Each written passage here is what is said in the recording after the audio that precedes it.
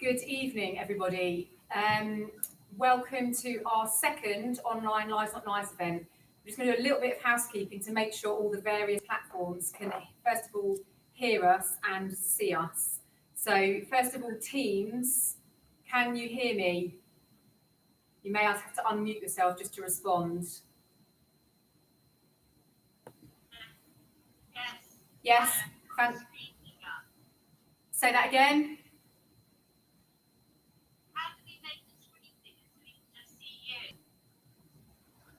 Right, I'm not a Teams expert, so bear with me. I'm sure someone will be able to assist you in a minute, but let me just, so you can see us, you can hear us, Instagram and YouTube. If I can ask those on Teams, if you could please mute yourself. It's entirely up to you whether you keep your camera on or off for the meeting. I'll leave that up to yourself, but if you could just mute yourself so we don't hear all the lovely children and dogs and other things in the background, that'd be fantastic. We've got two speakers with us here live this evening, and then we've also got some pre-recorded interviews. If you've got questions for our two live speakers, if you can either submit them on Instagram, if you're Instagram, or Teams, we can either save them to the end, or you can just submit them, type them, we'll collate them, and then we can ask our two speakers at the end. We're scheduled to run for about an hour and 20 minutes, give or take. Hopefully the technology won't let us down, but please do bear with us. This is all quite new for us still. We're much better at doing in-house events, so please bear with us. If during the meeting the sound drops off, if you can just unmute yourselves and let us know, so that we don't just keep babbling away without realising that the sound has dropped out. Can you still hear me okay on Teams? Yes, I can hear you. If you want a full screen, you click the three dots on the control panel. Thanks, Si. You can hit those three dots and then find the option is enter full screen. Just bear with us while we try and sort this out.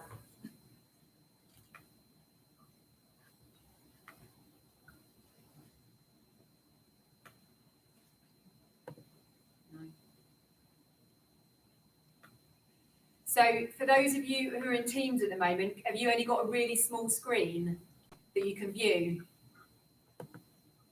Yeah, and I think the iPad doesn't have the option to put it as full screen. It doesn't have that in the three dots.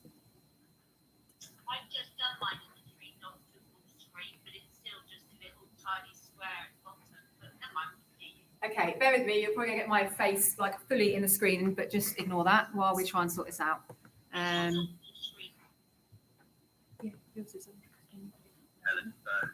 if you hover over your camera and press the right mouse button and press in, you'll put your screen as then screen. Did everybody hear that? Very helpful advice.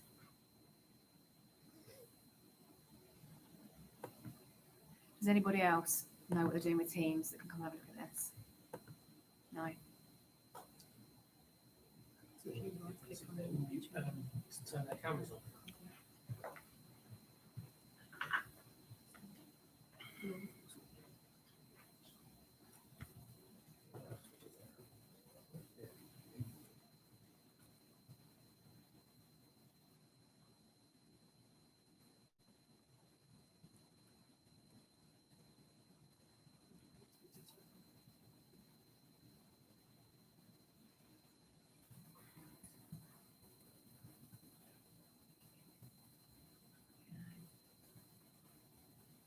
Have to love technology, don't you? Please bear with us while we try and sort this out. Maybe it's at the gallery view. What's that view?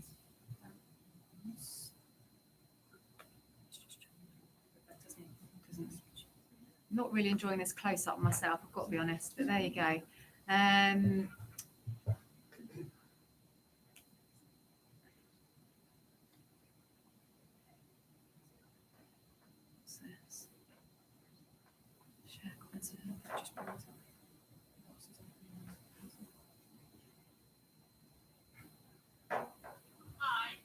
Hello. On your little square, Yes. I right click and a little profile comes down and it says spotlight. You press the spotlight, it'll open up on the screen. Oh, thank you. No, because I think that's when someone's just pressed it. Right, everybody try that then. If you can click on the 3 little dots and press spotlight, and hopefully we might fill up the whole screen. Is that working for anybody? Mine's fine. Yours is fine. I think for those of you who are on a small screen, can you hear us and can you see us a little bit? So I think we're probably just going to have to crack on and we will try and troubleshoot as we go through. Okay, apologies about this.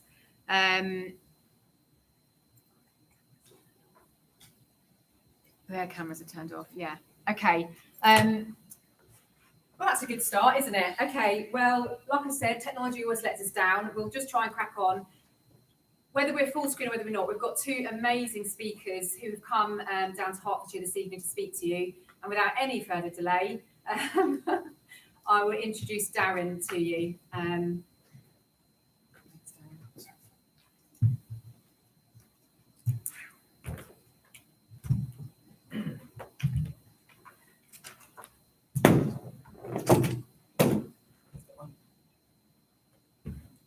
Hi everyone. So thank you everyone for putting this event on today. I obviously know it's lives, not lives. So with that meaning, it's powerful, man, because I see a lot of young people losing a lot of lives, and it's not only the young people it affects people around you, so your loved ones. So picking up a knife or a gun is crazy because it doesn't, like I said, the trauma doesn't stop with the person, the victim, if they survive. Even if they survive, you've got to remember the trauma, the impact that's going to have on their family, friends, their loved one. For instance, let me start now. So my name's Darren. Obviously, you just saw me walk up here on crutches. I've got a spinal cord injury. I've got L1 T12. That means I've got a bullet lodged in my spine. So in the bottom of my spine there's a bullet lodged. I've got shot 3 times. There's a gunshot wound to the face. There's a gunshot wound to my back that ricocheted and went down my spine. The 3rd shot missed. So with this, what happened is the trauma didn't end with me. It went from me going to hospital, laying in a hospital bed, and I'm going to give you the reality of what really happened, the impact. So I'm on a hospital bed. I'm going through CT scans, trying to walk again. I'm paralyzed from my waist down. I show you, I wear AFOs. So not only does my everyday occurrence wake up every day and I still see this stuff, I still feel it. This leg's numb. This leg, it's got muscle in it. And I still use a wheelchair for long distances. And the trauma doesn't go. It doesn't go for me, but it doesn't go for the people around me. So my mum still messages me at 5:30 in the morning saying, "Son, are you up? Good morning." Stuff like that. And she'll say, like, "Have a good day. Make sure you message me before you go to sleep." Just so she knows she can hear my voice, or even a text or just a voice note. That's how much the trauma is still carrying on. I'm 10 years in nearly. And I just wanted to say to you, I can't express to you that if you know someone that's holding a gun or a knife or is making threats, take it serious, because the day that I got shot changed my whole life. Not only did it change my life, it changed people around me. And some of my friends are physios. Some of my friends are people that have helped me get to where I am today. Mentally, it's drained me. But obviously, I've used my mind as the most powerful weapon I have to become the person I am today. That's why I'm here speaking out. And all the people in this room, you may not see them, but they're the people that really look out for you too. And there's a person in here, Alison, she'll be up next, and she's got a powerful story. And she shouldn't be having such a powerful story. She should be here celebrating her son's success.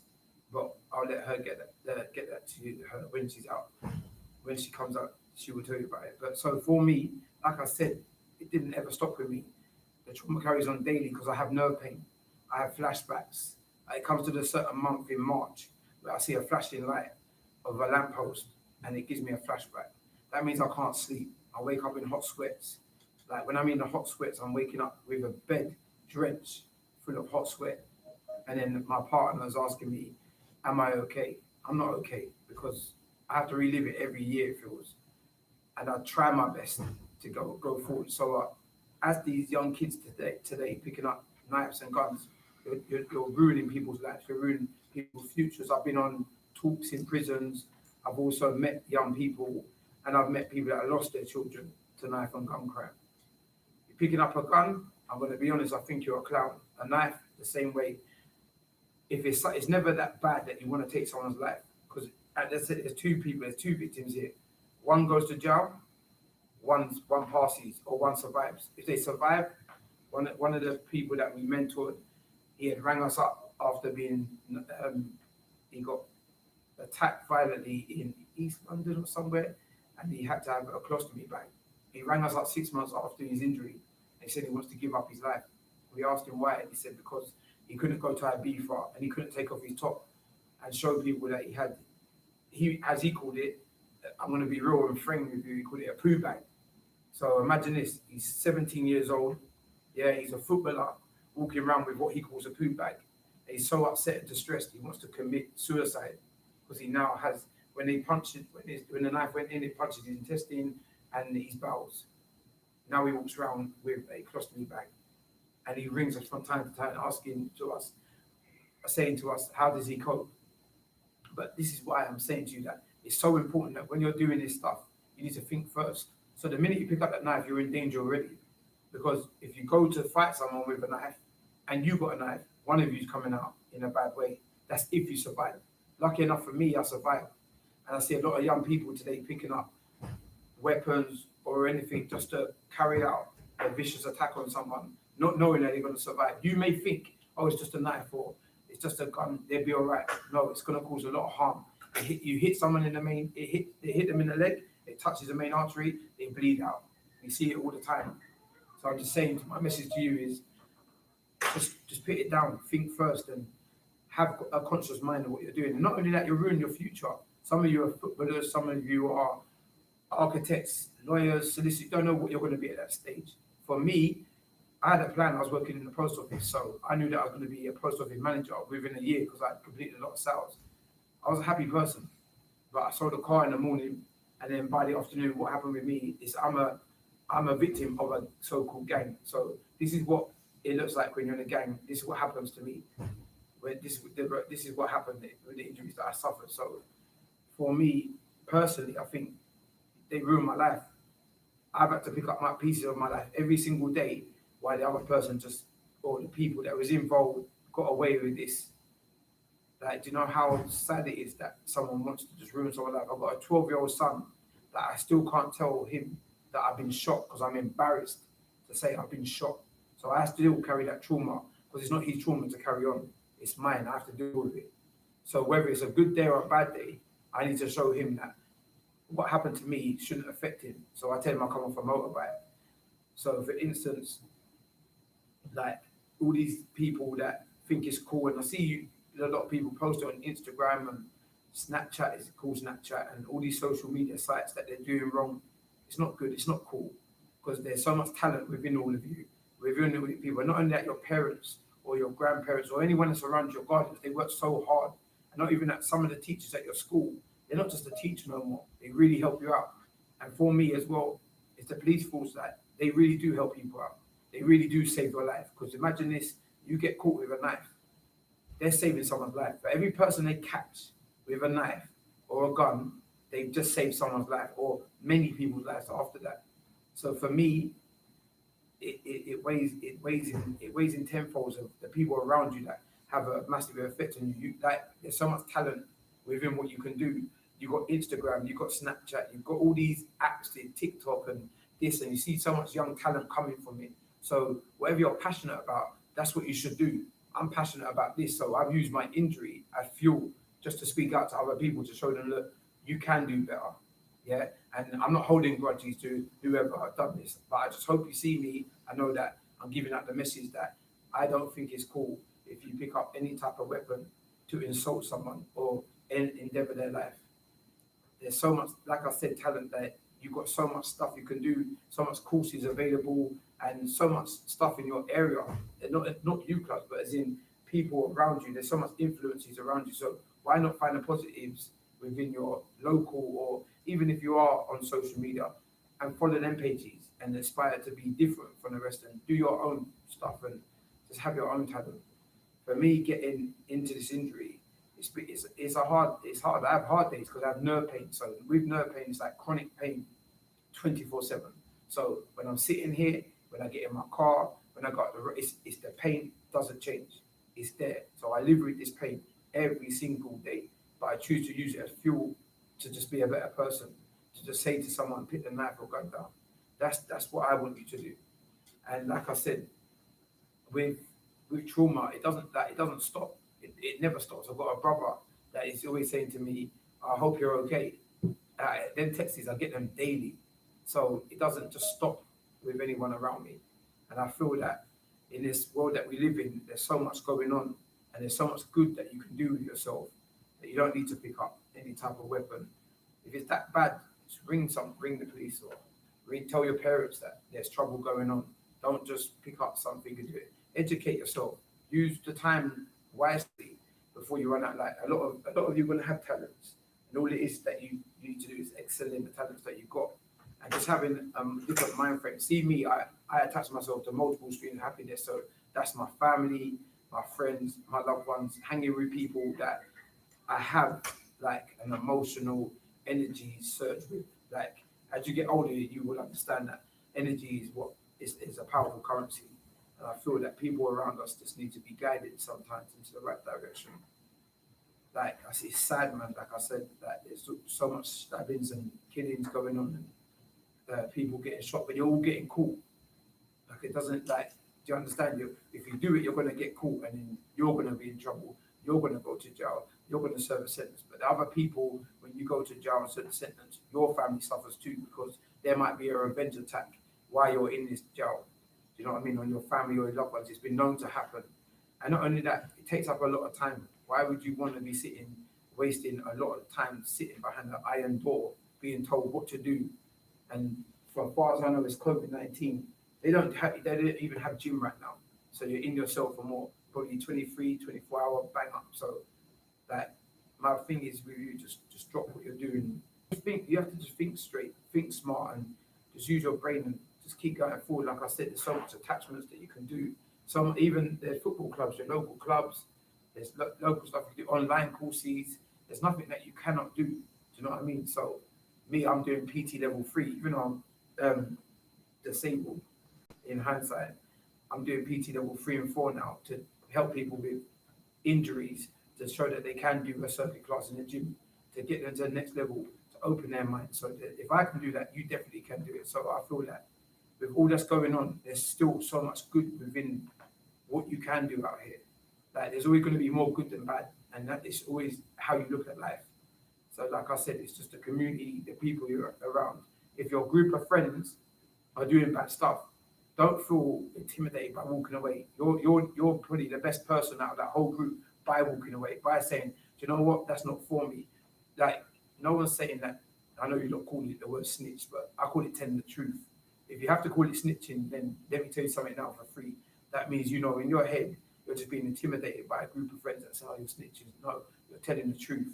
So don't ever feel that you can't tell the truth just to protect yourself and others around you, because what you're potentially doing is saving someone else from getting into altercation or trouble.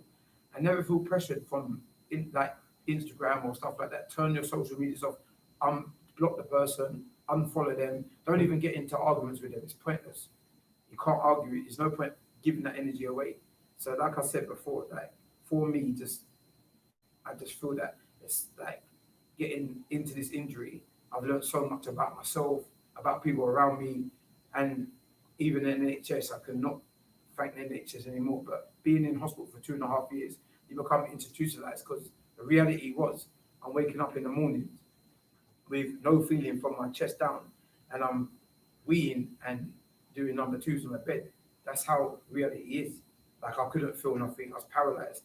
Obviously now I've got that all back, and I'm thankful for. But seeing the stuff that goes on, you don't see behind the scenes what someone has to go through if they survive. And that's a big if. Not a lot of people get the chance to survive and tell the story. A lot of people just they pass and then that's it.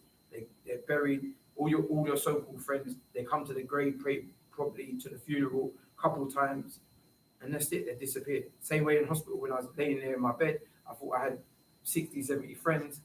Now I probably talked to about 3 of them. So they're not going to be with you. They're not going to stand by you. They're not going to check your family. They're not going to check up on you, and they're not going to continue to be your best friend. Yeah, your best friend is you, yourself.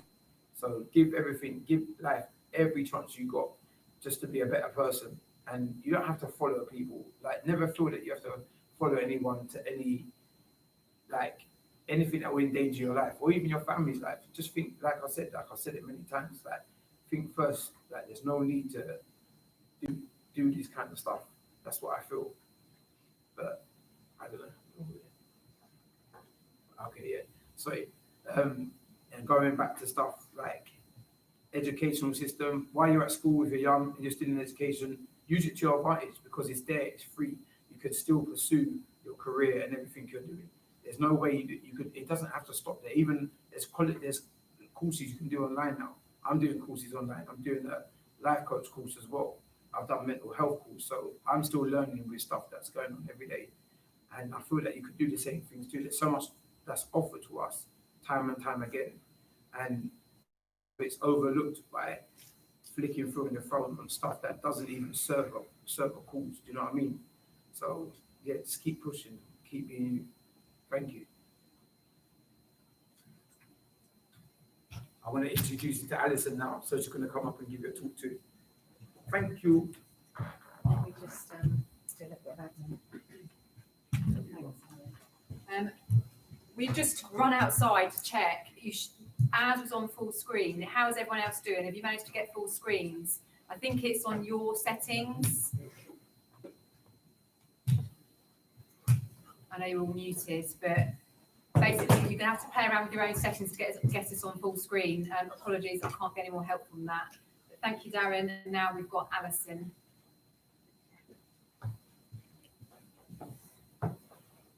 Okay, good evening everybody. My name is Alison Cope and I'm here today to talk to you obviously about knife crime, about youth violence, but I come from a slightly different angle because it's, in my opinion, really important that young people start to actually see the consequences of their actions. And I think we've seen a lot of campaigns, a lot of media, a lot of things publicised that we expect young people to listen to.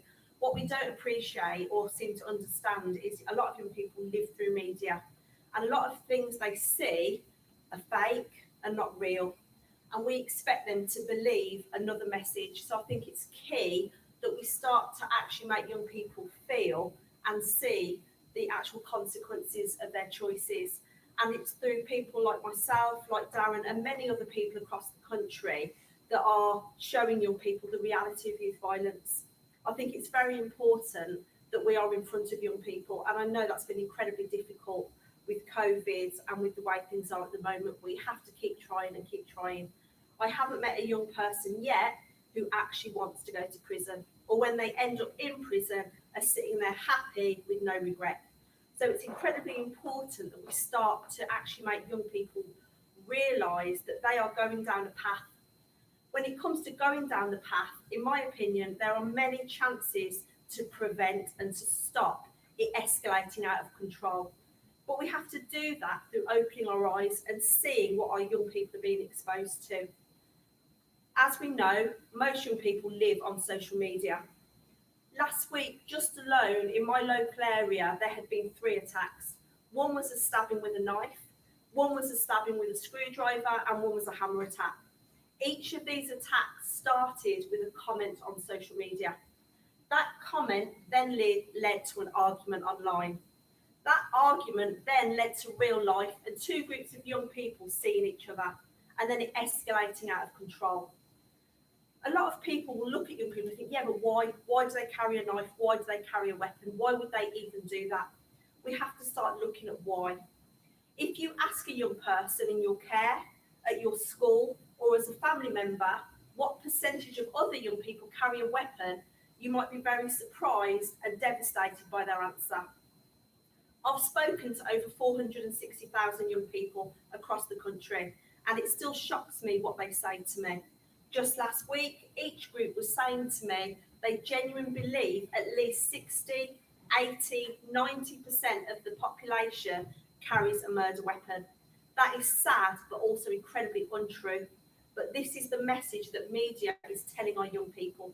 Ask your child what percentage of other young children carry a knife.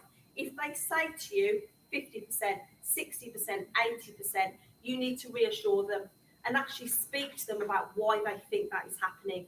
If they then say to you, while people are arguing online, there are groups of other young people hanging out by the shops on the same bus that we have to travel, that is your opportunity to address that situation. Speak to the school, speak to the travel company, speak to the police. And then you are doing everything you can to make that young person feel reassured and potentially stop them getting involved in a situation. If they are living their life online in a negative way, the reality is that can come out onto the street and then bang, you've got a headline, you've got a situation. We need to reassure young people and actually show them that the world, even with every single thing that's going on, is safe, full of amazing people. But we have to do more to prevent it escalating out of control. Because as Darren said, young people are throwing their lives away, and when you look back as to why, in a lot of cases, a dirty look, an argument online, a comment on Instagram, and it's escalating and escalating. So talk to your children, and if you are seeing or hearing anything, you have to seek help. And that way you are keeping them safe without the need for them to protect themselves, think they have to carry a weapon. Now, I'm going to tell you a little bit about my journey. And I do this for lots of reasons. I do this because I want my son's life story to inspire young people, to inspire families, to inspire professionals to look at things slightly different. Now, I'm going to tell you about Joshua, my only son. Now, Joshua was born in 1995, and very, very early on, I knew my son was going to be a handful. Everyone else's child was really well behaved, went to all the parties, got their school reports, their little certificates. Mine was the little boy that used to run around the classroom, throwing things at the teachers, punching other kids in the head, and it was not going according to plan. Now, everything I tell you now, the reason I tell you this is because if anybody watching this has a young person, professionally or personally, in their care, and they are coming across with a bad attitude, their behaviour is deteriorating, they are making the wrong choices, I want to give you hope. Hope that it's never too late to actually help that young person. Please, please do not give up when it's hard. Because if you give up now, you could have missed a massive opportunity to support that young person making a positive change. Now, Josh was getting into trouble, and I was being called into school probably about 3 times a week. And I knew the teachers did not want my son in class, but they're not allowed to just throw them out. They had to go through the process. Part of that process was assessments, diagnosis, ADHD, OCD, lots of other things. When Josh was little, there wasn't any centres, there wasn't that much support. Josh was excluded at the age of 8, but he was actually classed as special educational needs. He needed additional support, but he was out of school. Now, when Joshua was 10, I got a withheld number, and it was the first of many of these phone calls. It was the police. They had arrested my son. As a parent, when you receive any phone call about your child, they've got detention, or worst case scenario, they have been arrested, it fills you with fear, panic. I burst into tears and got to that police station as quickly as I could. I actually thought I was going to walk in and see a very little, cute boy sitting there apologising, saying, sorry, Mum, but no. This was the first time I experienced how my son reacted. Many young people are reactive, and you might think, well, loads of young people have got bad attitudes, it's out of control. There are many young people walking around with emotional pain, trauma, post-traumatic stress, and sometimes that is spilling out into real life. There was my 10-year-old son. He was scared, anxious, nervous, frightened, all these different emotions. He found it incredibly difficult to express that correctly. Instead, he he kicked off, was swearing, flying at the police. They kept on restraining him, holding him, trying to calm him down. Then they said this to me: "We've arrested Joshua for possession of a gun." This was the point that I was horrified, but it isn't what you think.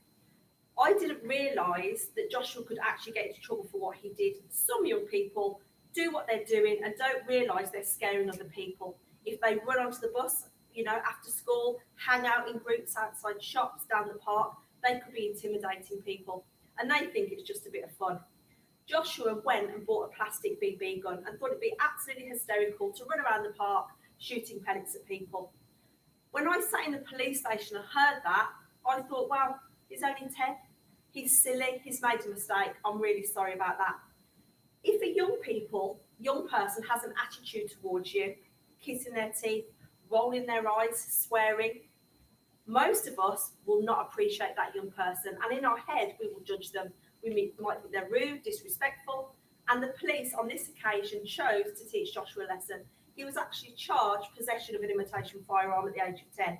6 months probation, and I was fined a lot of money. I could not believe my son now has a criminal conviction. And what message do we give young people about convictions? We tell them their life is over. They will not get a job. They have ruined everything. I am not saying we should say, well done, congratulations, but maybe, and just maybe, we should do more to show them that there is, a life past a conviction and how we can support them to make better choices.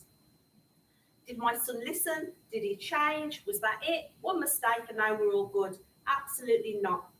From the age of 10 to 15, Josh was arrested over and over and over. 3 years on probation, 2 years on curfew, over £5,000 worth of fines for me. As a parent, I was distressed, scared, anxious, judged by other parents. The professionals were looking down at me, and it was incredibly difficult. Did I give up? Absolutely not. We give up too soon. We never know when the change will come. But why was Joshua the way he was? Why do young people walk around with an attitude? Why are they seeming to not care? Many, many young people are walking around in pain.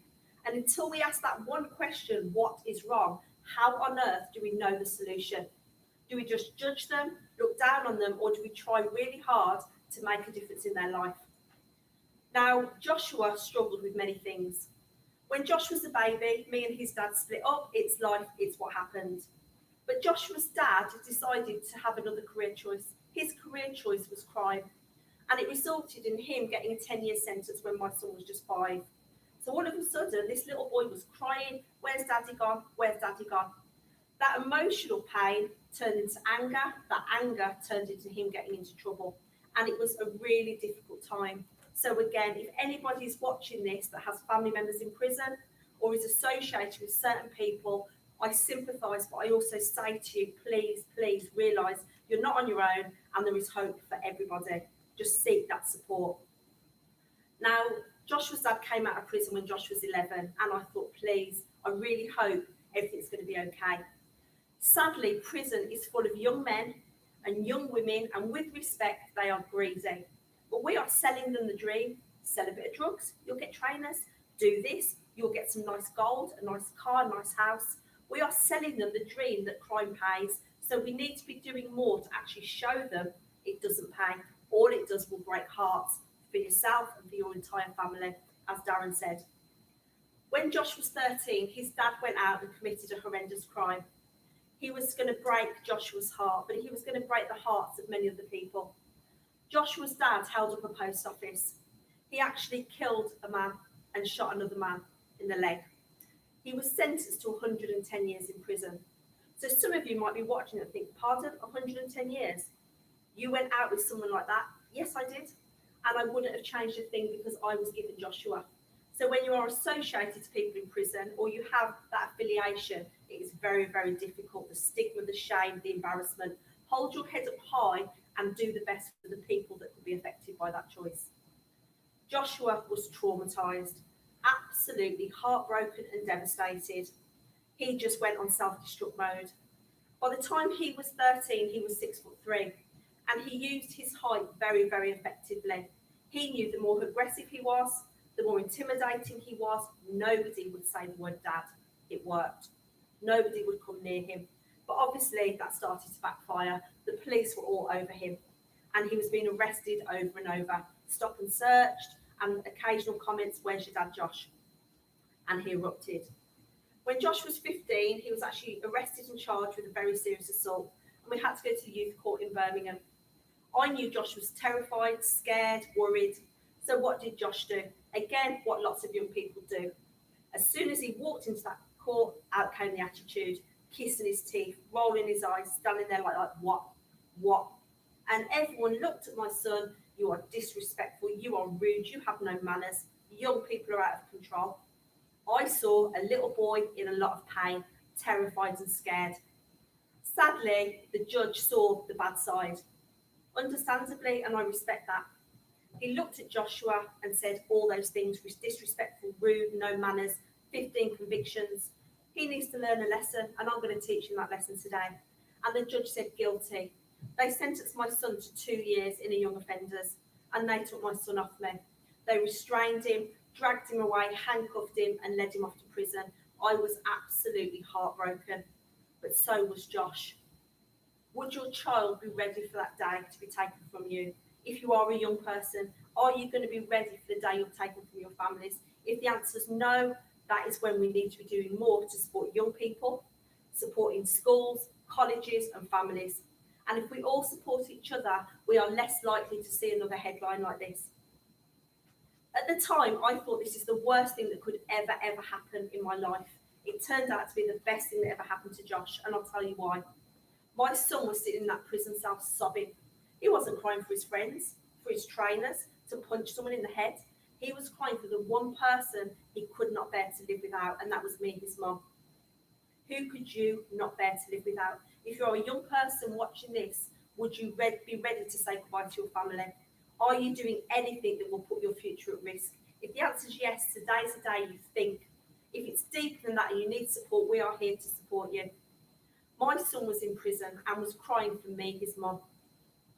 Now, at the time, it was very hard for some people to understand this, but actually, on this rare occasion, the wrong person had been sent to prison. It wasn't Josh. Occasionally that can happen. His reputation, his attitude, and the fact he kept on getting convicted backfired. But Joshua was lucky because he had me. There was no way I was allowing my son to stay in prison, and I fought the system. Any parent knows if somebody is doing something wrong with your child, you'll take on anyone. And I did. 6 weeks later, I got the case to the Court of Appeal. 3 new judges actually took the time to look at the evidence, and thank God, Joshua sat there quiet, calmly, respectful. They unhandcuffed him and we were allowed to hold hands, and that was horrific. We were both violently shaking, crying, staring at each other. And then one judge said this: "Mr. Ribera, please stand." He stood, he grabbed my hand, sobbing. They went, "Mr. Ribera, we have made a terrible mistake. You can go home to your mum." He literally fell into my arms, sobbing. He looked at me and he goes, "Mum, I am never, ever going to be taken from you again." Joshua never got into trouble again. And then he came home, big, massive, cheesy grin. He goes, "Mum, I've decided what to do with my life." I was like, "What's that, love?" He goes, "I'm going to be a grime MC, you know." It's like, "Yeah, grime." I had no idea what my son was talking about. Your son will have a talent. Your daughter will have a passion. It might not be the passion you wanted for them, but support your child's dream. It could be that the only thing they achieve over the next year, 2 years, 3 years, is coming home and sitting in their bedroom. But that is a much better option than them being out on the street causing problems and getting involved in stuff. It's hard, and I appreciate how hard it is, especially with COVID, but you need to go the extra mile for your child, and I'm sure you are. Joshua then sat in his bedroom with a pencil and a piece of paper, and he started to write. Those words became lyrics. Those lyrics are now over 300 million views on YouTube. And he said, "Mom, I'm going to be Dex Man." Through hard work, focus, and a lot of luck, that is exactly who he became. Very quickly, he was on Radio 1 Extra, flying out to Europe, performing across the UK, doing incredibly well.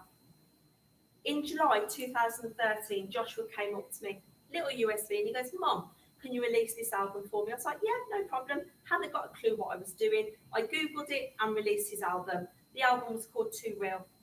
Within 24 hours, I had a 6'3" little boy, giggling, squealing, running around the flat going, "Mom, Mom, guess what? It's like, what, Josh? He goes, my album's number one, you know. I said, oh, that's nice, Josh. Didn't actually believe him. I Googled my own son. Number one in America was somebody called Drake. Joshua was number one in this country. The first unsigned grime artist ever to have a number one album at that point, and I could not believe it. I sobbed, I sobbed, I sobbed. I could not care less he was number one. I certainly couldn't care less he was known as Depsman, still don't. I cared he'd got it. Got what? Got the one thing I am trying to put across to young people. You never ever give up. And if you have somebody in your life you love, your mom, your dad, your sister, your uncle, your cousin, your friend, your partner, a teacher, just somebody, they are the reason you have to fight on and fight on and fight on. Because when you're in that prison cell, you will wish that you had never ever got involved in whatever it was that took you there. That will be something that I guarantee you at this point. Now, over the next few months, he was doing incredibly well. He was writing a second album, planning a tour. Joshua celebrated his 18th birthday on the 10th of August 2013. My son could party.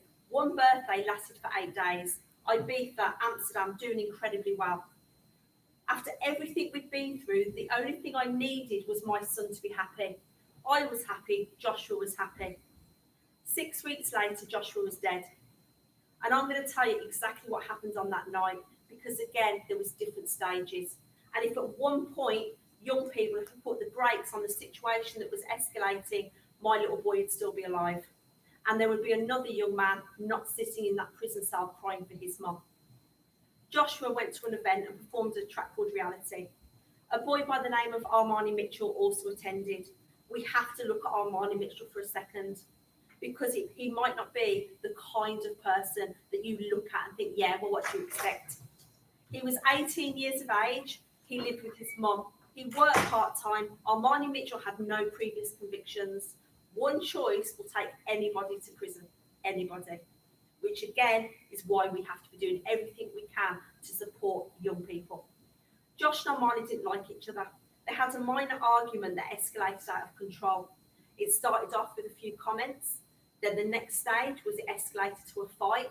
The next stage, they were separated and Armani Mitchell was thrown out. At that point, he made a choice. And that choice was to go home and pick up a knife. He put that knife in his pouch and waited 45 minutes to come back to the club. Imagine if Armani Mitchell had had a knife crime awareness session. Imagine if Armani Mitchell was shown the reality of that choice. Would he have ever picked up that knife? I doubt it very much. He is now in prison serving a life sentence. Is he happy? I doubt it. Are his family happy? I doubt it very much. We have failed Armani Mitchell. We should have done absolutely everything we could to show him the big picture of youth violence. Armani Mitchell followed Joshua across the car park. I say Joshua, YouTube, documentaries, the news is always Depsman. Depsman isn't my son. My son is Joshua, Joshy, my little boy, my only son. All of you either have a son, a daughter, a family member, a friend, somebody that means the world to you. I saw my entire world walk across the car park. Armani followed him and out came the knife. What shocks me with the work I do is how many young people think there is a safe place to stab. Have that conversation with your child. You might be surprised by their answer. Anywhere on your body, if it's slashed or stabbed, can be fatal. Armani Mitchell followed Joshua and he went to stab him. Joshua lifted his arm up and the knife went through 2 of his ribs into his heart. In the trial, I was shown exactly what happened and I will share that with you. What happened is Joshua looked down, realised he'd been stabbed. He took his t-shirt off, he scrunched it up, he held it to the wound. To see my little boy burst into tears was the hardest thing I have ever had to watch. He runs to the doorstep screaming, and everyone was shouting, "It'll be okay, Deps, it'll be okay, Deps," but it wasn't okay. His eyes flicker, they closed, bang, he hits the floor. The ambulance came, the police came, and they tried to help Josh. In the trial, they told me that he was groaning in pain. They then said he was gurgling blood. They wiped his lips and he was trying to say, "Get my mum." How do you think I feel hearing that? In the ambulance, they cut all his clothes off and tried to save his life. I got to the hospital as quickly as I could and was met by 3 nurses. They were crying, they held my hands and said, "Alison, we're working on him." Again, I didn't know what that meant. In the trial, you were told everything. The consultant said, Alison, if you're stabbed in the heart, you die within 2 minutes. Joshua fought for over 7 hours. But then they told me that a single stab wound meant they were to cut him from his throat, all the way down and all the way across. They were to open his rib cage and desperately try and save his life. He fought for over 7 hours. And then they said this to me, he had 7 heart attacks. Every time he died, he fought back. And I truly believe in his mind, he was thinking this, I can't die. Of course I can't die. Who's going to look after my mum? Who's going to make sure she's safe? Who's going to actually get her a Mother's Day card, Christmas card? Who's going to look after her? There is no way I'm leaving my mum. But on the morning of the 21st of September at 5:58 a.m, Joshua took his last breath and he did leave me. And that changed everything for Josh, for me, hundreds, thousands. Who else though? Armani Mitchell. 2 victims and many, many people linked to both those young men, devastated forever.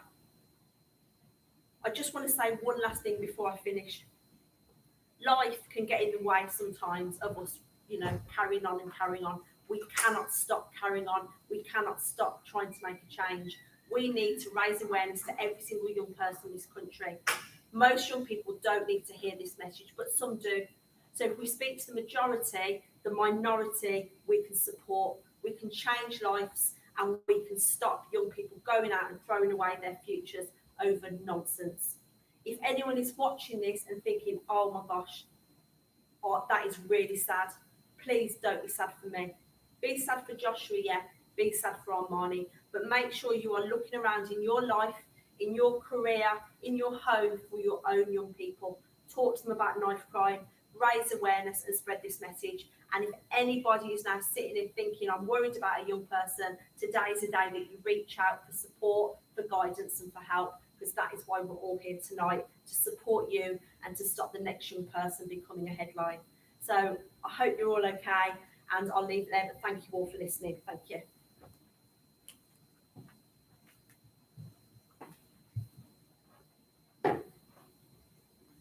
Thank you, Alison. There's not really too much I can say following Alison. So what I'm going to do is just play you a very short track from a musician who we work with called Quinton Green, which kind of covers everything that Alison and Darren have spoken about in a far more eloquent way than I could ever put it.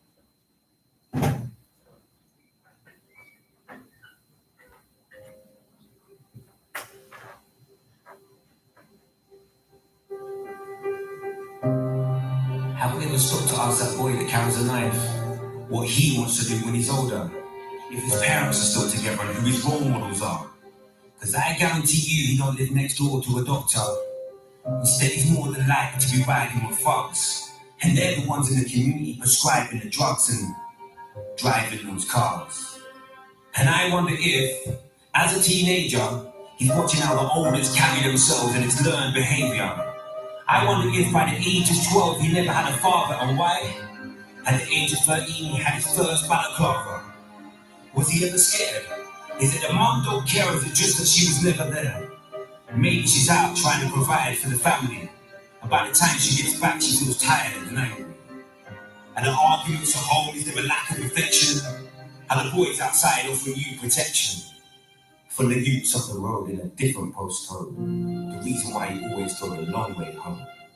So the olders on the block become your bigger brothers. Now it's almost as if you're related to each other. Gang related. Now we've got a council estate kid filled with hatred who needs to be initiated before he's fully affiliated. Is that environment just making you numb? You have a choice, or is it safety and numbness? Because they're not meant to be your mentors.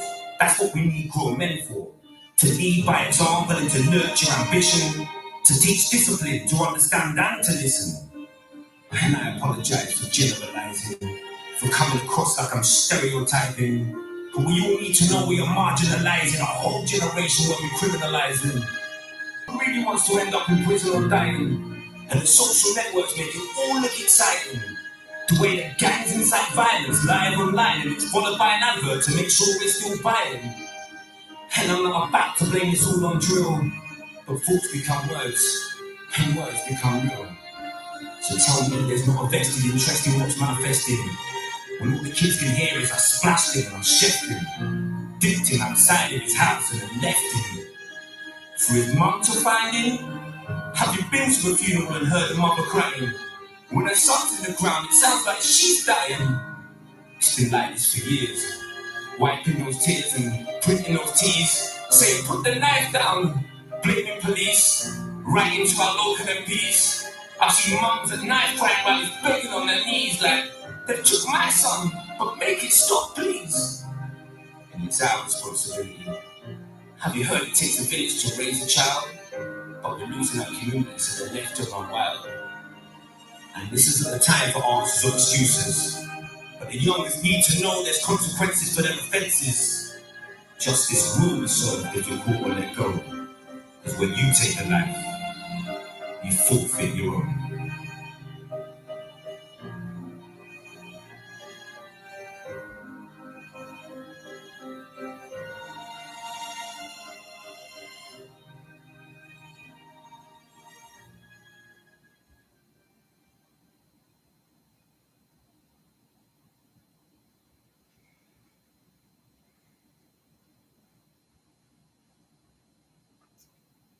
Okay, next we've got a very short interview from one of the young girls that we work with on our team. And she worked with Andy, one of our police officers.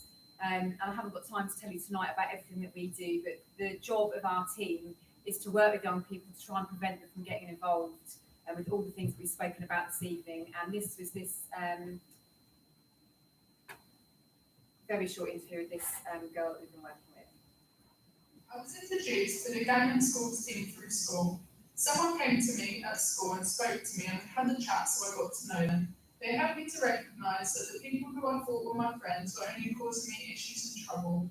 They found out I was interested in art and they introduced me to a professional artist. This gave me a new focus to concentrate on and made me feel like I could do something. The lady even sent me art supplies. I'm still in regular contact with her and now we're good friends. I think that the service provided was very worthwhile. I would say to a young person getting involved with this service that you don't need people who will cause you problems in the future. This service will help you get away from those people and will help you give you something new to focus on and build a better future. I was in with the wrong crowd that I believed to be my friends and was heading down an unsafe and dark path. Thanks to this service, I gained confidence and now I'm happy in training to be a hairdresser. I think the team done fantastic and I don't think there's anything they could have done any better.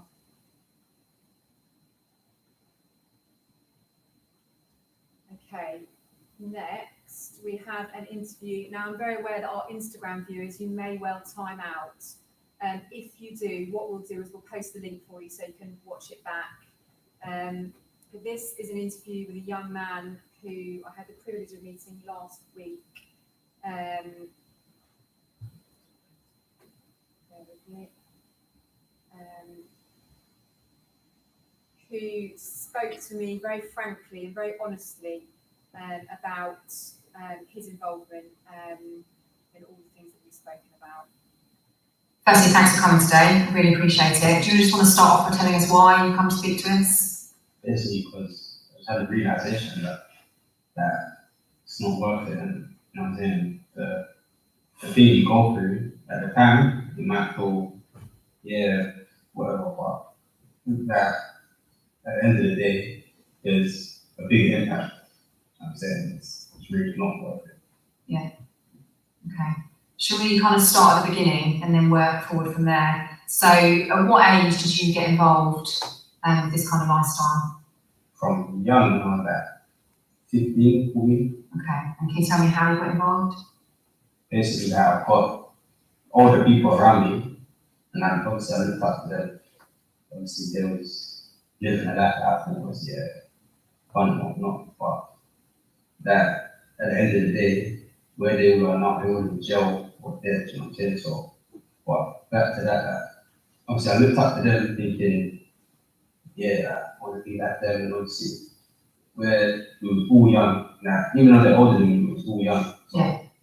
but then it's like, be around us, do what we And yeah, you called me that, you called me this. One time it's that, yeah, so if I go do something, I feel like, yeah, it's like a strap validation that, you know what I'm saying? But in reality, where these straps get you in that, you know what I'm saying? They don't give you a house, they don't give you a family, you know what I'm saying? People do these things. Mm. Do you remember what you thought it might get you at the time? I thought it would get me rich and just that validation that, you know what I'm saying? And did it? No, it didn't get you rich that, you know what I'm saying? And your name starts getting known for the wrong reason, you know what I'm saying? That your name starts getting known. At first day you might think, yeah, but then obviously you cause more enemies and more trouble. And it's not just you that affects, you know what I'm saying? It affects the people around you, your associates, people that you're affiliated with. In what way? What do you mean? So, say for example, if someone that obviously, if someone knows who I am, and I've got a friend that's a good person that's not involved in nothing, they might think just because they're around me that either they're involved or they're on this, you can't be on the fence, it's either in or out, that it's with or against, you know what I'm saying? So if they're with me, then they're gonna think that they're against them, if that makes sense. Even if they're good people not doing nothing wrong, or you know what I'm saying? So it can hurt other people as a thing, like it's like a ripple effect. So you were about 15 when you started getting involved. And what was your involvement? Tell me kind of how it started and what you actually did and what happened. Obviously, it's that just obviously the area, we have problems with the other area or whatnot, and we would just go over to the other area and just first obviously when you're younger, obviously it doesn't even start off with that reality, you start on a fist thing or that, like a stick, like a fat or something like that, you know what I'm saying? But then obviously when you get access to a knife, you feel not invincible, but you feel like it just makes things shorter, if that makes sense. That you don't have to be doing a lot, but at the same time, it's not good that to do that. Obviously, when you've got the knife and these things, then you're not thinking about, oh, police might stop me, or yeah, imagine if I drop my knife, this person uses it on me or something like that. What are you thinking then? You're just thinking, oh yeah, it's like a game, that points, that, you know what I'm saying? Thinking it's like, yeah, that, but not like GTA exactly like that, on that kind of level, but it's like, when you play them kind of games as well, you think, yeah, now I'm living the reality of it. Computer games, you mean? Yeah, certain games you might think, now I'm living the reality of it. Yeah, that you're not thinking about other people's lives, you're just thinking, it's not fun, but you're just thinking, yeah, it's a game. Did you see people using weapons on other people? Yeah, I've seen numerous times. Tell me about that. How does that feel? Obviously, in the time when I'm not really taking it in and thinking about it, I'll just think, oh, it's like a fight that you can see. But then, obviously, later on in life, I thought about it. When you think about the other things that come with it, so say like, imagine if that person died, or that, think about that someone who mum or whole family grieving now, you've taken their son or whatever from them, you know what I'm saying? And it's not competing that's just, yeah, a lot of guilt will end up coming with it. Even if you haven't personally stabbed no one, but if you've been there, thinking and seen it happen, and you're around it, you didn't do anything to stop it. You know what I'm saying? What do you think about those things? Yeah, sometimes that, because obviously things happen and well, to this day I don't know what the outcome was of their things. You know what I'm saying?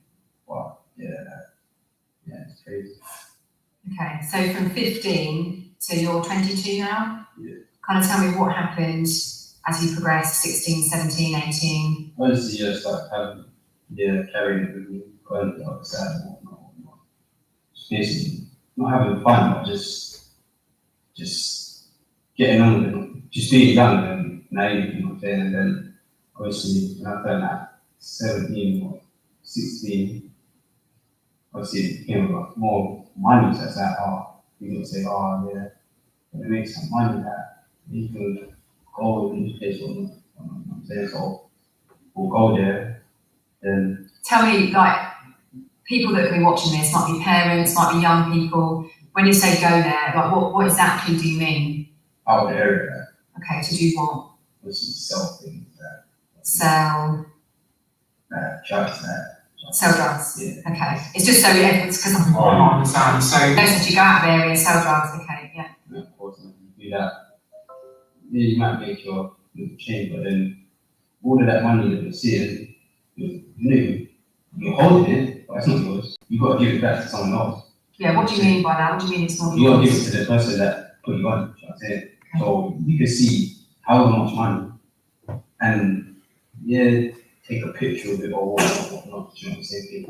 Yeah, give an image to people that yeah, you've got money, but in reality, when it's your time to go shop and buy something, you can't buy that because it's not your money. You know what I'm saying? You have to run all that money back. At the end of the day, the profit that you're seeing is not. It's people that call it their territory or whatever it is, and obviously that can even cause problems as well. That they can come and say, "Oh, what are you doing out here?" or whatnot.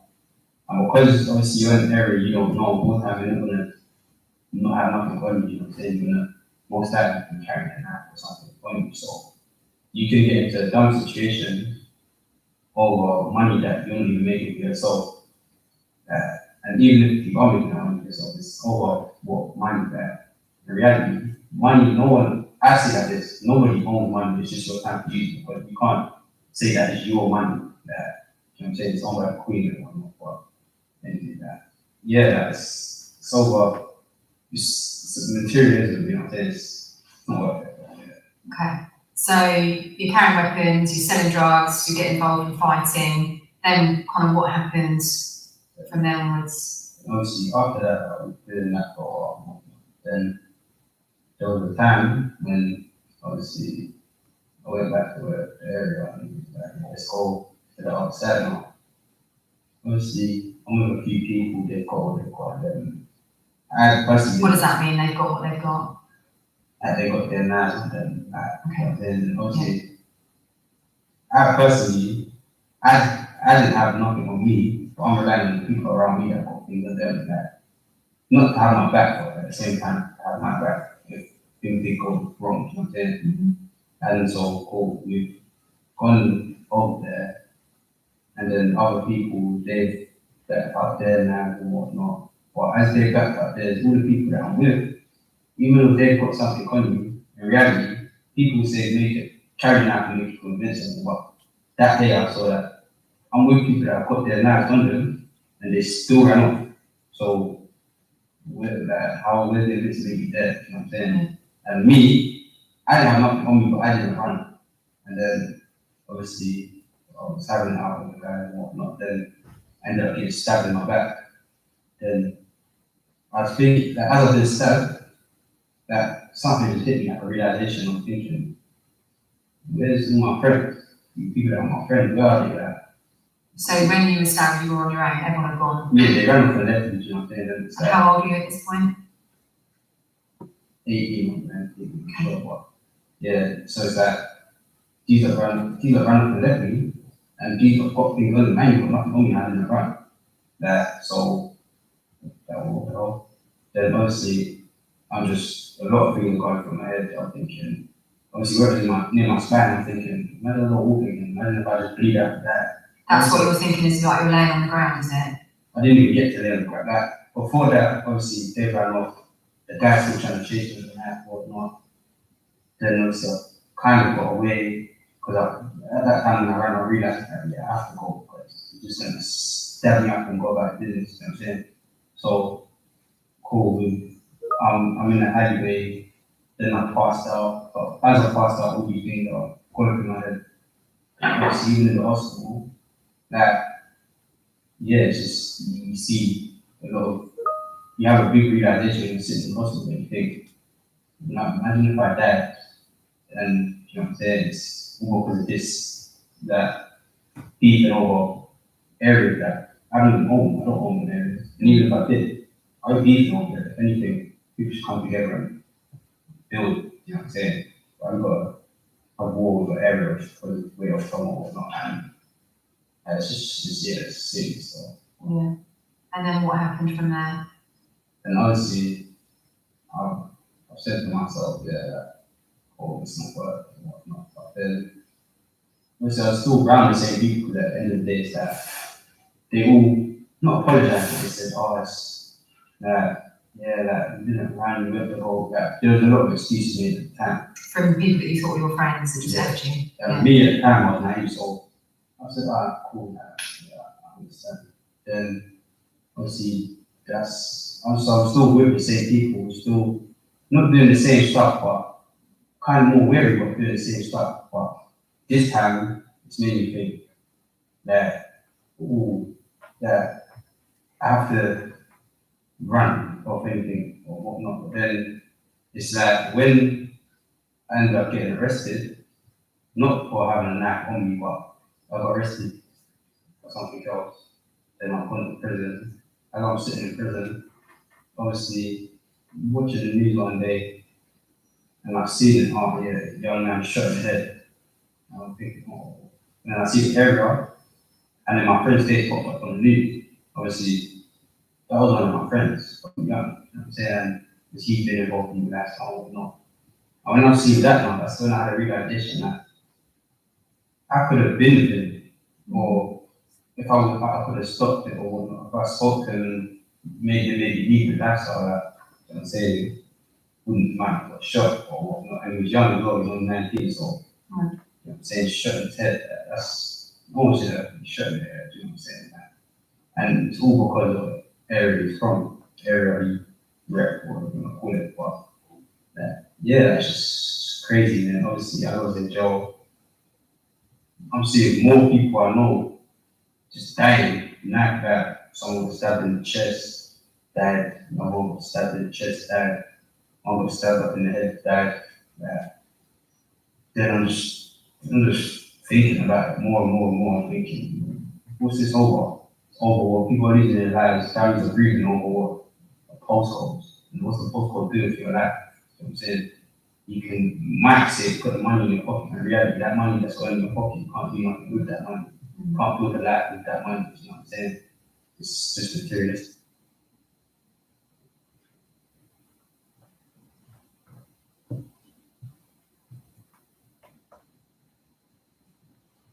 Bear with us. I'll sort this out.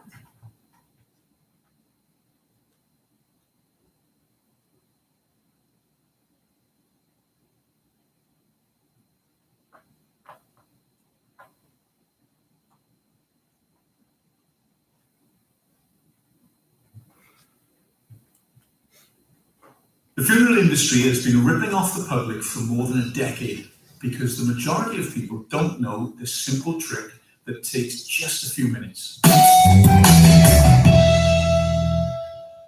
I was furious when I heard the BBC announce a couple of weeks ago that the CMA had issued a scathing report. That report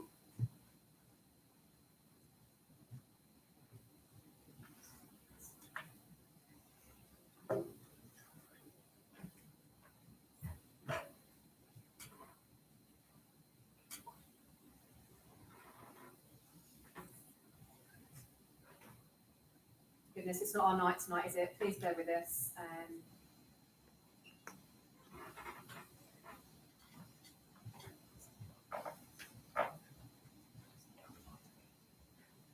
Firstly, thanks for coming today. I really appreciate it.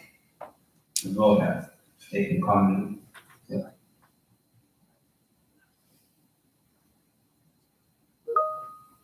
I'm seeing more people I know just dying, knocked out. Someone was stabbed in the chest, died. Someone was stabbed in the chest, died. Someone was stabbed up in the head, died. Then I'm just thinking about it more and more and more. I'm thinking, what's this over? Over what? People are losing their lives, families are grieving over what?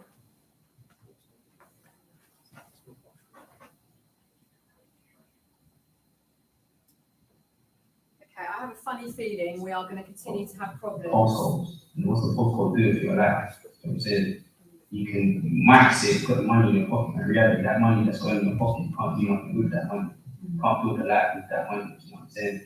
It's just materialistic. But in reality, it's not putting no money in your pocket, because often you'll be watching it back all the time thinking, oh, people come here, you can't go certain areas. Say there's a family gathering in an area that you can't go to that family gathering, you can't spend time with family because of the lifestyle, you know what I'm saying?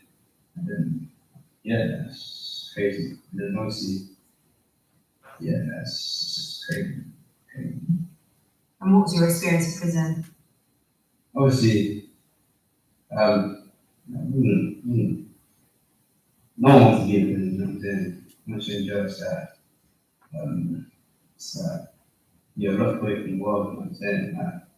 You're just secluded, you don't know what's going on. You don't, in reality, you only know what's going on because of the news, you know what I'm saying? You're watching the news, and that, but more time, the news isn't, you're only watching it by reports, you might not even be interested in that stuff. Most of the news you're seeing is stuff in other countries and other things, you know what I'm saying? It's not what's really going on in your real interest. So you just secluded from everything, secluded from your family. Like when I was in jail, obviously, I missed my sister's birthday, my prom. These were important things that I missed, that 2 of her birthdays, no, 3 of her birthdays, and that she just, as I come out, she's just grown up now. And it's like, I can not say I don't know her anymore, it's like, I don't know you, I didn't see you grow up in reality. Every 3 years is that's a long time from then. And it's like, yeah, so much stuff happened in the 3 years. My friend dad didn't get to go to the funerals, you know what I'm saying? You see, they didn't get to bury them or whatnot. And yeah, just missed out on a lot of things that when that time wasted in jail, I could have been making something out of my life. Well, you know what I'm saying, in that time. But, Yeah.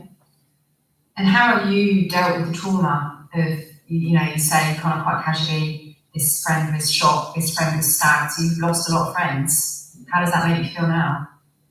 Obviously, it gets to me sometimes, you know, like when I'm tired and want to do nothing, or I'm just, yeah, I'm at home or something like that.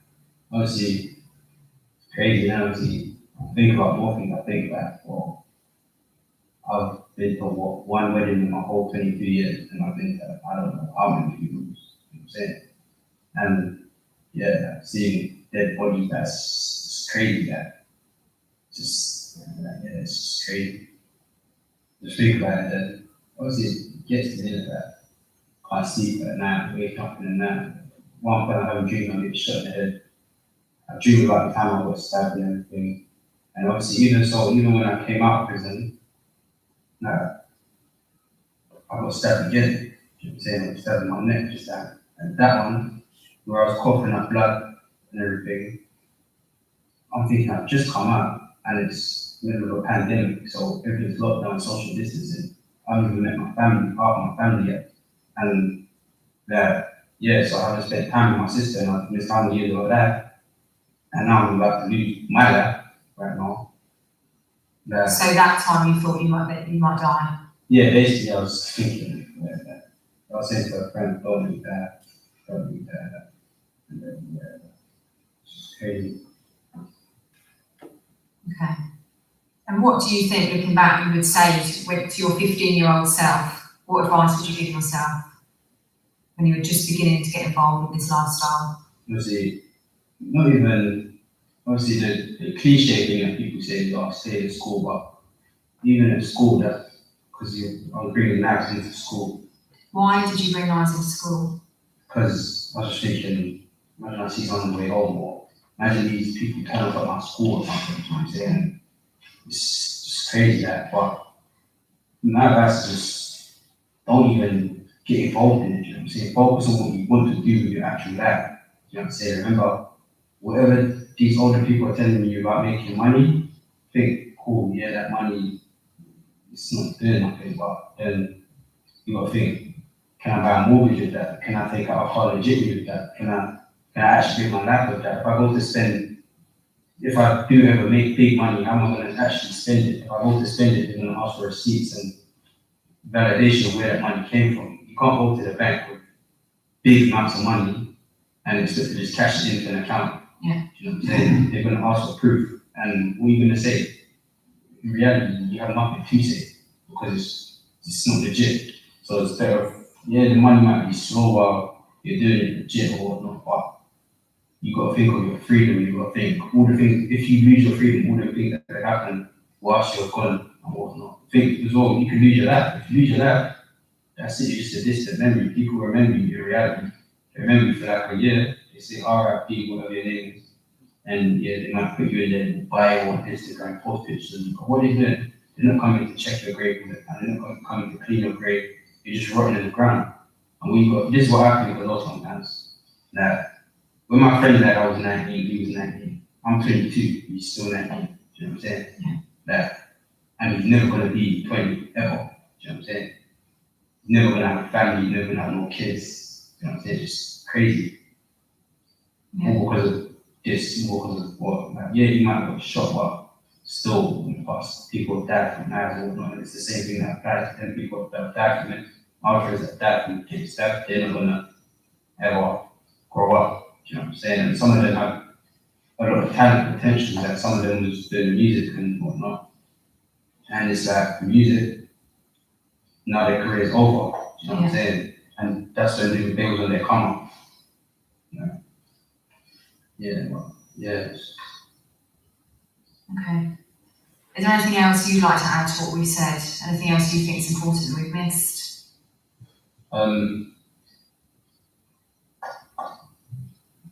Not really, obviously just stay focused on what, think about, not even think about yourself, just think about your family, think about who it can hurt. And think about if you die, what is your name? Not about if you got a legacy or whatnot, and what's that really doing for you? You know what I'm saying? What's them straps or validation and good recognition or whatever? What's that doing for you? It's not doing nothing for you. It's not bettering your life. It's not giving your family. It's not giving you the happy things in life.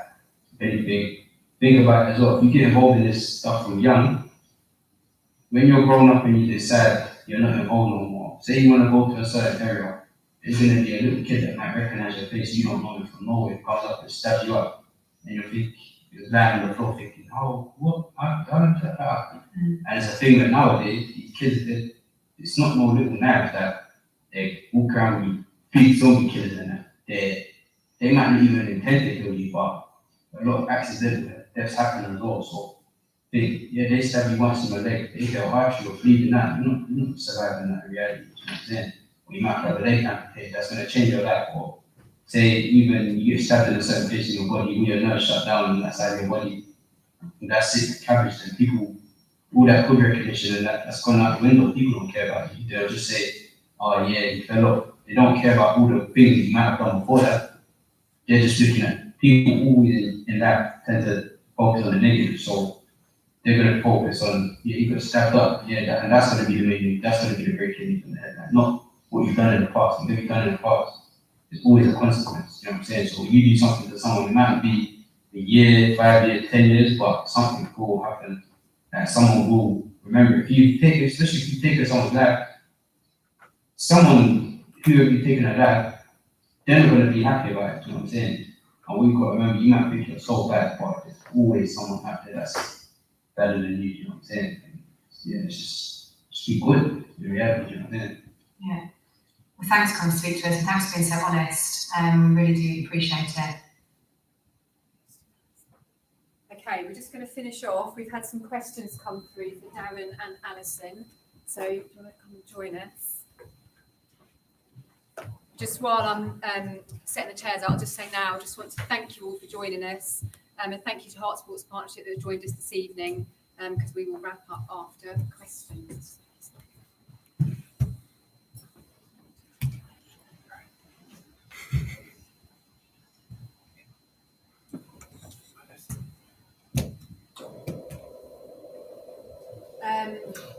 Have we, before we do the Instagram ones, have we got anybody on Teams that would like to unmute themselves and ask either Alison or Darren a question?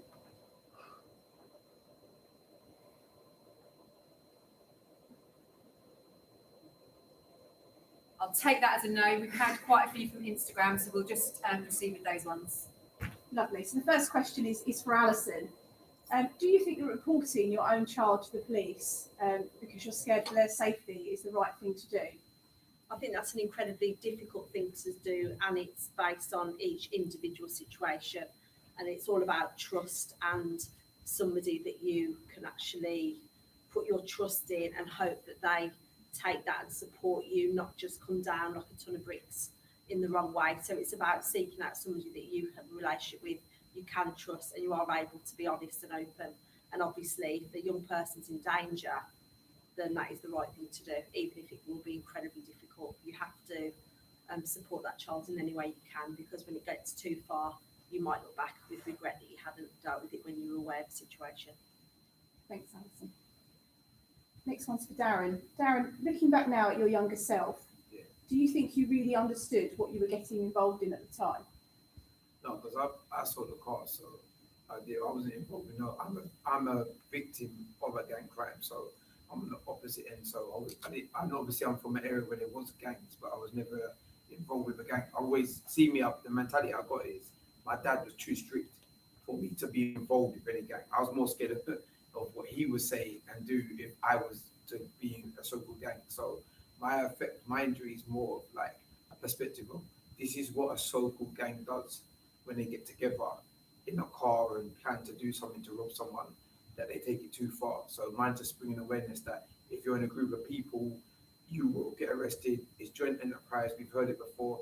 You all will get the same charge and go to jail. So basically, it's just a circle of friends that you're with. Okay. And for Alison, what do you think Josh would say to a young person who was going through problems or getting themselves into trouble? The sensible Josh, which I will focus on, would say very much what we've heard time and time again. You will look back with regret and wish that you had woken up sooner rather than later. And he would probably say to somebody with his arm around them and a big cheesy smile, just keep trying to find something you're good at, walk away and just realise who you're going to lose at home. And I think he would, try his best to guide and support a young person moving forward. Thanks, Alison. And Darren, how's this experience affected your long-term mental health? Yeah, 100%.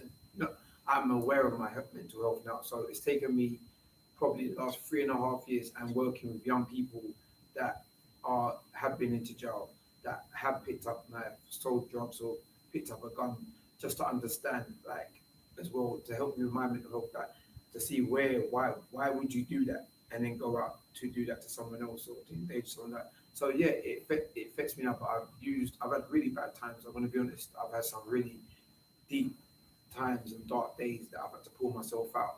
And I think it's your mind, your most powerful weapon with anything from a child to an adult. Your mind is your most powerful tool, because it can either be your best friend or your worst enemy. And if you allow it to be your worst enemy, it will create a prison in your own head that will block you from doing stuff that you need to do. So for me, yes, 100%. But on the up hand now is I'm in control of my mind. So everything like the group of friends, the food, gym for me is a major key. It's therapy. It's not just a gym. It's somewhere where I go to release and to understand my body and to understand what's going on. And my circle of friends, I said that before, and the company you keep. And they are the most important factors around you, because you can be doing everything right, but just one of them are not circled and you're not doing it. It could be a wrong group of friends that bring you down. It could be a wrong thought pattern. It could be the wrong food, and it could just be not exercising your body for the stuff that you need to do to go to the next level. Thanks, Darren. And Alison, if you could speak to the perpetrators that are responsible for Josh's death today, what would you say to them? It'd be more asking, really, because a lot of my work is very much on looking at both sides of this, from the perpetrator and obviously Josh and other victims. So I'd probably want to just double check that the message I'm spreading is the correct message, and that, he is living with regret, he's living with remorse, and if he could turn the clock back, he wouldn't have taken Joshua's life. And those are unanswered questions for me, because I wasn't allowed in the courtroom when he spoke. I wasn't allowed to read out my victim impact statement, so restrictions were put against myself because of the outpouring of grief could have had repercussions in the community. Young people could have taken that and not known how to process that emotion and reacted negatively. So I don't have those answers. I don't know what he genuinely feels from his heart. So for me, that is a chapter that I need to hopefully address one day and just really speak to him on a level and find out how he feels then, now, and moving forward. Otherwise, everything I do in my work, the message that I spread, I need it to be based on fact, not on fiction. So that's what I would ask him. Thanks, Alison. Okay, thank you so much to both of you for joining us this evening. We really do appreciate it. Thank you. Thank you, everybody. Thank you, everyone. Thank you.